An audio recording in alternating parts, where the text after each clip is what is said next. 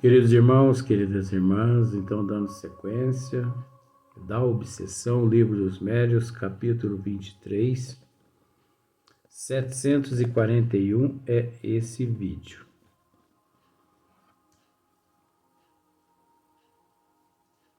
Então, aqui, Kardec continua da seguinte forma: na obsessão simples, o médium sabe muito bem que se acha presa de um espírito mentiroso e este não se disfarça. Então, olha só para você ver, na obsessão simples, eu vou usar esse termo assim, quase sempre o médium sabe muito bem que se acha presa de um espírito mentiroso e este não se disfarça. Isso é que é triste. Aí você pode me dizer assim, mas qual o médium que sabe que é presa de um espírito deste nível? Os Buenas Dixas, Pai de Santo, médiuns que não têm o hábito de cursos, de estudos, aqueles médiuns que são avessos à literatura espírita, que não gosta de estudar, aqueles médiuns que vivem por conta dos espíritos mentirosos, charlatões, mistificadores, aqueles médiuns que não se instruem para depois instruir. Eles não buscam na literatura espírita, nas obras de Kardec, Leon Denis, de Chico Xavier, eles não buscam ali o conhecimento. Então eles ficam buscando aqui, buscando ali, através dos Buenas Dixas. Então, por exemplo, eu tenho uma amiga, não reside em São Sebastião do Paraíso. Ela mora numa cidade no estado de São Paulo, por questão de ética, não vou dizer o nome, é lógico, mas ela tem um pai de santo, uma pessoa do dinheiro, né? Ela tem um pai de santo, ela deposita na conta bancária desse pai de santo R$3.000 por mês. Agora, gente, isso é pouco, viu? Porque eu conheço no Brasil pessoas que pagam R$15.000 por mês para alguns pais de santo. Mas essa amiga é minha, né? Eu falo amiga, mas é uma conhecida, tá? Porque amigo mesmo não é desse jeito, não. Amiga que joga a boia. Então eu posso dizer isso. Amigo é que joga a boia. Não jogou a boia, não é amigo para mim mais agora desse jeito. Então, esse termo jogar a boia, ei, gente, isso é pesado. As pessoas é porque não têm noção por que eu digo isso. Joga a boia.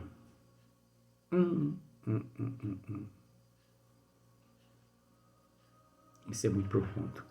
Então, essa amiga minha, ela deposita na conta bancária do pai de santo R$3.000 por mês. Sabe para quê? Para que o pai de santo 2 vezes ao mês a receba em seu escritório e a oriente a respeito do marido dela. Se o marido está traindo ela, sabe? Então as pessoas que se preocupam com esta questão, se o marido está traindo, se a esposa está traindo, são pessoas doentes, coitadinhas, são pessoas assim que não acredita nem nelas mesmas. Então a pessoa, quando não acredita em si próprias, ele não consegue acreditar no outro que está ao teu lado. Raciocina para você ver. Quem não acredita em si mesmo, quem não acredita nas capacidades que possui, ele não consegue acreditar naquele ou naqueles que estão ao seu lado. Porque se ele é cego para com ele mesmo, ele vai continuar sendo cego para com aqueles que estão ao seu lado. Então não adianta a outra pessoa se pintar de ouro, de diamante, ou mesmo de esse látex, né? Amarelo, para disfarçar. A pessoa não vai, né? Então, na obsessão simples, o médium sabe muito bem que se acha presa de um espírito mentiroso.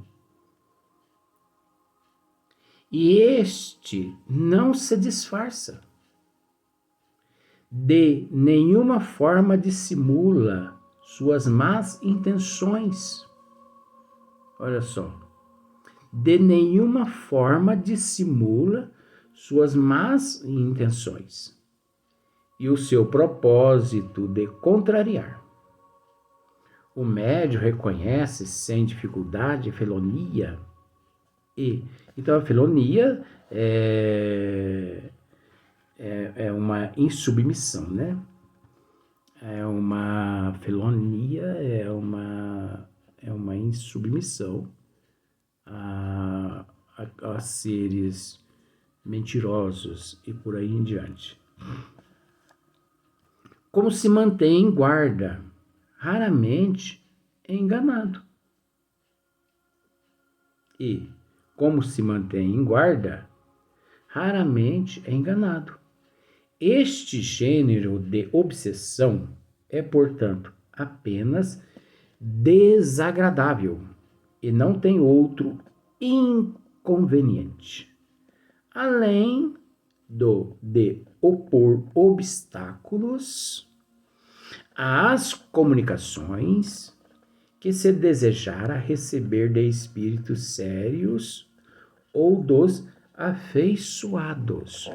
Então você observa, com todo respeito, que não existe outros inconvenientes a não ser esses que Kardec aqui descreve, né? Que olha só para você ver. Raramente é enganado. E este gênero de obsessão é, portanto, apenas desagradável. E não tem outro inconveniente, além de opor obstáculo às comunicações que se desejara receber de espíritos sérios ou dos afeiçoados. Então você observa bem. Por isso é tido como obsessão simples. Existe males ali? Sim, mas são males assim, vamos dizer, de um grau muito brando. Não é ali algo contra 100% ao médio, 100% ao médio. Não é algo pessoal contra o médium, e sim algo relacionado à afinidade devido a algumas indisciplinas do médium, porque ela é semelhante atrai semelhante. Então pensemos desta forma.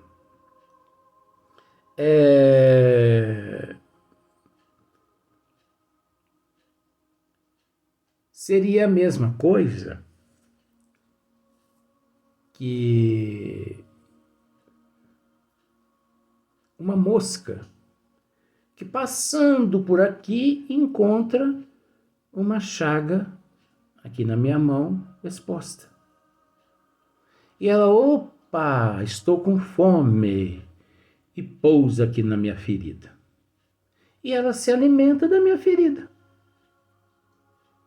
Mas o dia que você realiza uma asepsia e tapa aquela ferida, ela, né? Agora o obsessor, não pensa dessa forma não. Então, olha só para você ver. Continuando. Podem incluir-se nesta categoria os casos de obsessão física. Aí já complica um pouquinho. Isto é, a que consiste nas manifestações ruidosas e obstinadas de alguns espíritos que fazem-se ouçam espontaneamente pancadas ou outros ruídos. Pelo que concerne a este fenômeno, consulte-se o capítulo das manifestações físicas espontâneas. Ninguém melhor que eu posso tratar desse assunto. Quando eu tinha meus 2, 3, 4, 5... Gente, desde quando eu reencarnei, 53 anos, não tem vergonha de dizer minha idade, não. Tem gente que fica com aquela bobeira, né? Ai, adivinha quantos anos eu tenho? Ai, chegou próximo. Ah, para com essa palhaçada. Fala a sua idade aí, pronto. Besteira. Ou você vai querer, né? Por isso que eu sou desse jeito, eu sou meio alterado nesse sentido. Mas é porque eu gosto das coisas sérias, de verdade. Então eu, desde quando nasci, 53 anos hoje eu possuo, 2022. 53 anos, 24 horas, tendo ao meu lado obsessor. Obsessor, viu? Não é espírito meia boca não, viu?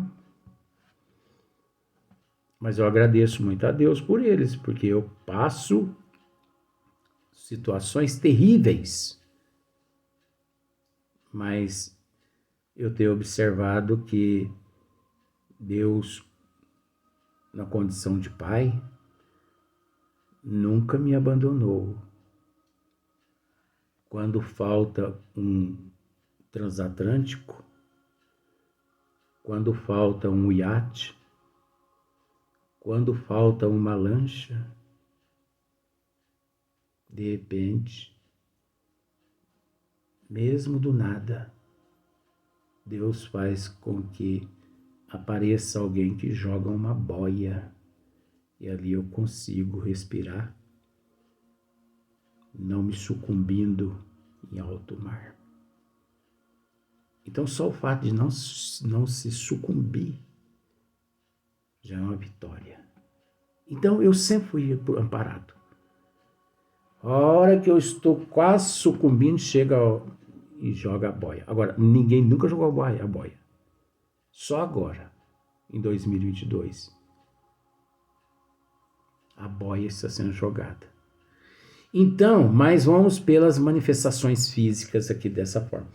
Quando eu tinha 2, 3, 4, 5 anos, os espíritos, esses espíritos, para amedrontar-me e amedrontar os meus pais, mas eles não tinham medo, eles derrubavam os móveis da nossa residência na época, na roça, todos.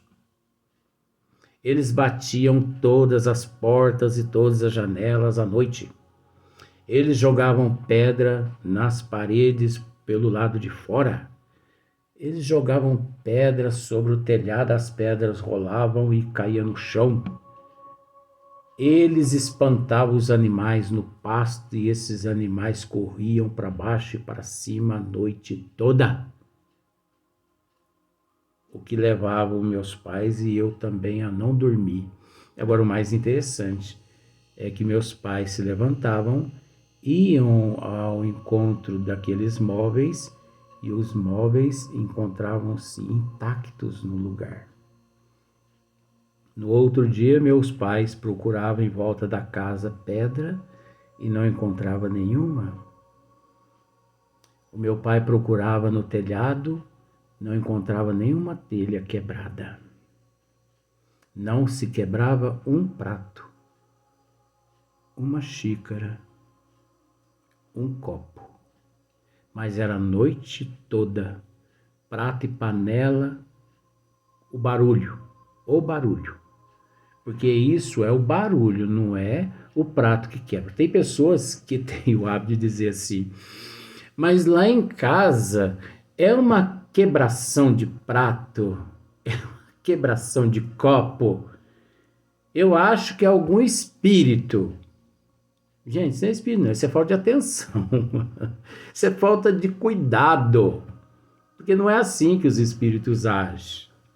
Agora, nós não descartamos o fato de algum zombeteiro que não é obsessor. Você está vendo só a escala.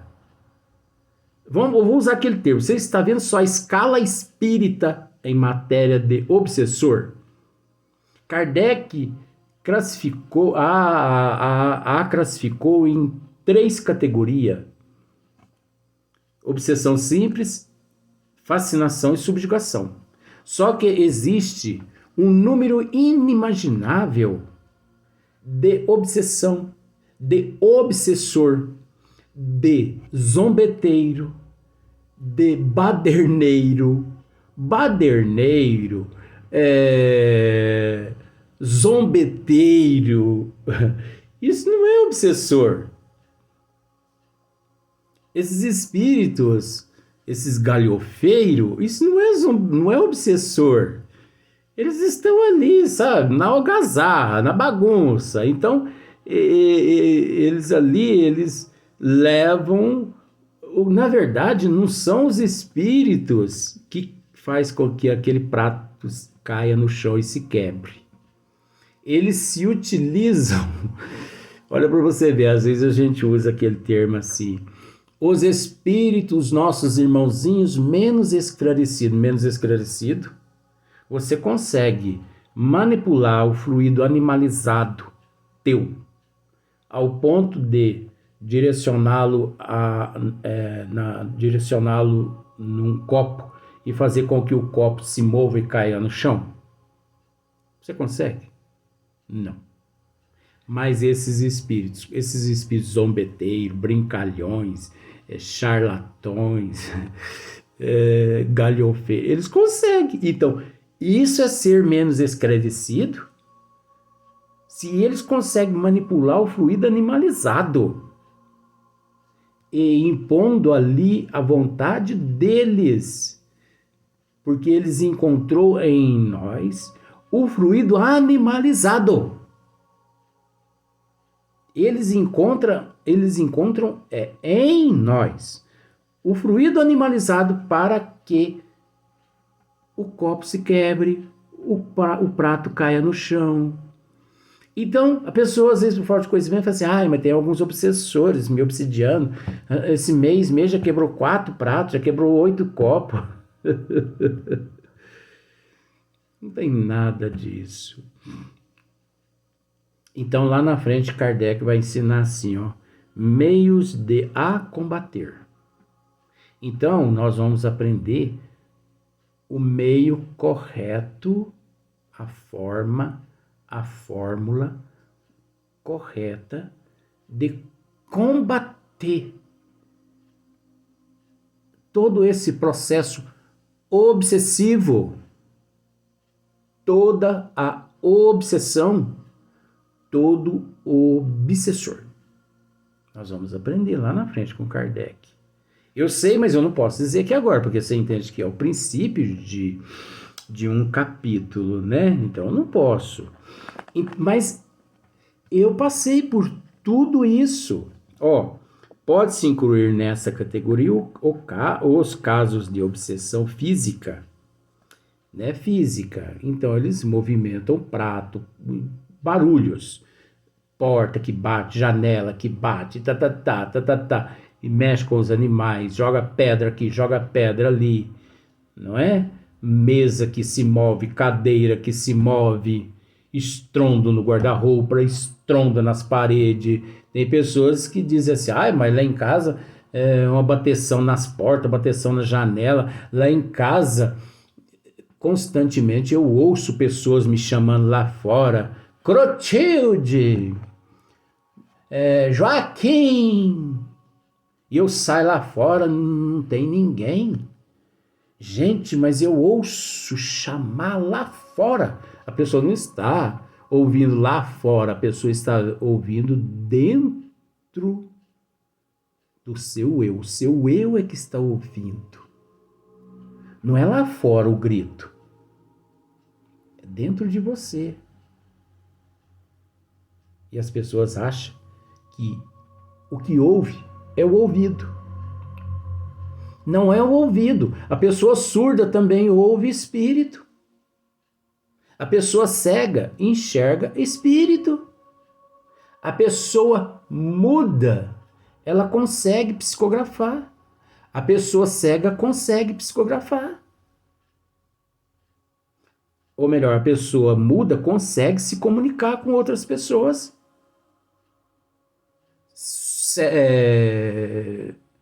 Muda e cega. E surda também. Se o espírito quiser se manifestar através do dom da psicografia dela, ela se manifesta. Porque o espírito ele não se comunica através do ouvido, dos olhos e das cordas vocais físicas. Ele não necessita disso. As pessoas precisam raciocinar com todo respeito. Você entendeu? Isso é uma expiação, isso é uma prova da pessoa. Mas isso não significa que esses dons, durante o período de expiação e de prova, precisa permanecer inativos. Não. Eu sou surdo, eu sou cego, eu sou mudo, vou usar esse termo, vou desenvolver a minha vidência, a minha psicofonia e a minha audição, através da minha psicografia. Nada de desculpismo. Agora, porque eu sou cego, eu sou mudo, eu sou surdo, eu não posso psicografar? Eu não posso ir à casa espírita? Eu não posso aplicar passe? Eu não posso ser um médio de cura? Eu não posso ser um médio psicógrafo?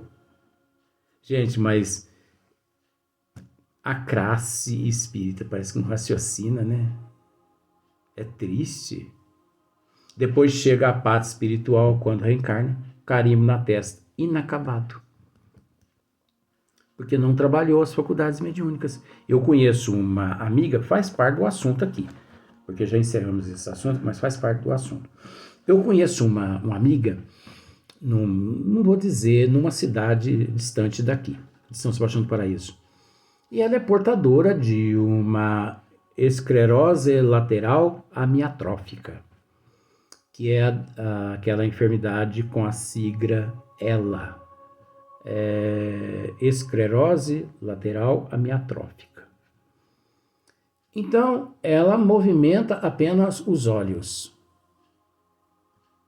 Mas um dia, fui até ela e o professor me passou que, mesmo naquelas condições ali no leito, ela podia trabalhar o dom, a faculdade mediúnica de cura dela. Mas como, Luiz? Foi orientado que ela... Mas ela tinha conhecimento do espiritismo, ela tem conhecimento. Isso não é assim um leigo, não. A mãe dela tem um grande conhecimento, ela tem um grande conhecimento, era uma espírita excelente no movimento espírita naquela cidade. Então a orientação foi passada a ela e à mãe que as pessoas chegassem próximo ao leito dela, a mãe devia pegar a mão dela e colocar na cabeça da pessoa, porque ela não conseguia nem movimentar o braço mais. Ela colocava a mão na cabeça da pessoa, mentalmente ela faria uma prece de Pai Nosso, pronto, e a pessoa ia embora, porque ela não se falava mais. Então ela já tinha perdido praticamente 99% dos movimentos do corpo, nem os braços dela funcionavam mais, estavam funcionando os movimentos aqui, a coordenação motora. Mas mesmo depois que parasse a coordenação motora dos membros superiores, que são os braços, ela podia, através da tua mãe, a tua mãe colocava a mão dela sobre a cabeça das pessoas, ela fazia uma prece de Pai Nosso e a pessoa ia embora. Mas quais os benefícios espiando e reparando espiando e reparando aquele débito de vida passada já não é o suficiente? É suficiente, gente. É suficiente. Mas o quanto mais a gente puder fazer aqui, enquanto nós nos encontramos, melhor ao nosso processo de evolução. Nós sempre temos isso em consciência. Nós não devemos nos contentar apenas com aquilo que nos foi determinado, e sim com o triplo daquilo que nos foi concedido e determinado.